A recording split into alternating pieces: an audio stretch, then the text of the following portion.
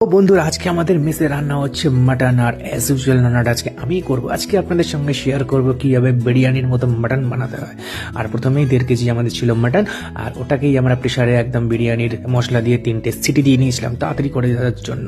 এইদিকে আদা বাটা, ধনে বাটা, জিরে বাটা, চারু মগজ বাটা, সব কিছু পোস্ত বাটা, চারু মগজ সব কিছু বেটে একদম মিক্সিতে দিয়ে, আর এটা হলো আমার স্পেশাল মায়াবী মশলা। তেলটা গরম হয়ে যাওয়ার পরে ফোড়ন দেওয়ার পরে সমস্ত মশলাগুলো একসঙ্গে হলুদ গুঁড়ো, ধনে গুঁড়ো, জিরে গুঁড়ো সব কিছু যত রকম আছে মশলা, তারপরে টমেটো সস, সোয়া সস দিয়ে ভালো করে ম্যারিনেট করে একদম মেখে ঝুঁকে যতক্ষণ না তেল ছাড়ে।